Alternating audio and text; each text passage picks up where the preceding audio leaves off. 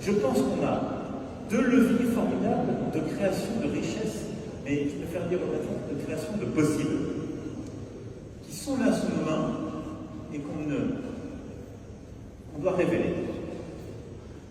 Ce lien Algérie-Afrique, que vous avez parfaitement décrit, et qui est un démultiplicateur pour vous, pour votre pays, mais aussi parce que justement tout ce qu'on fait, qui peut complètement changer le regard de certains projets si on arrive à les faire ensemble. Et le deuxième, c'est de l'autre côté celui de nos diasporas. Vous avez très bien parlé des diasporas algériennes.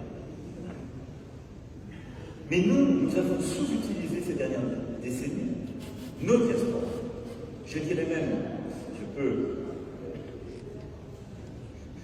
en vous le faire, parce que c'est plutôt un sujet franco-français, mais on a plutôt expliqué à nos diasporas qu'il fallait oublier de parler d'arabe, que c'était avant tout une nécessité de parler de français et d'anglais. On a retranché ce qui était une création de valeur et de possible. Nous avons des millions de femmes et d'hommes qui vivent en France, binationaux français, qui forment cette diaspora, qui connaissent le pays, le continent algérien, qui parlent le français, l'anglais, l'arabe, dialectal, qui parlent parfois d'autres langues africaines. C'est un formidable levier de création de richesse. Et c'est pour ça que si on arrive à avoir ce démultiplicateur africain d'un côté, et ce démultiplicateur par nos diasporas, et le fonds Belsion, ce que j'évoquais, c'est exactement ce qu'on veut faire à travers lui, c'est-à-dire d'aider les diasporas à porter ces projets et les démultiplier. La conviction, c'est qu'on peut faire un tabac. Et qu'on sort de beaucoup de débats anciens dans lesquels on s'est parfois perdu, sans créer parfois de la valeur, et qu'on va inventer des possibles absolument formidables, parce que là aussi on va casser des barrières, des frontières.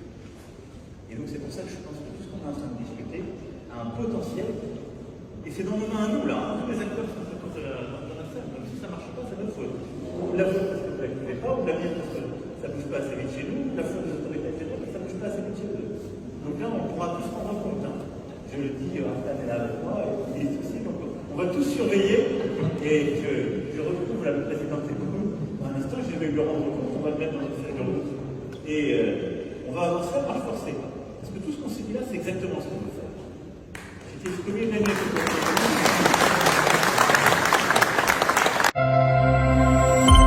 جير تيوب أول قناة إلكترونية في الجزائر.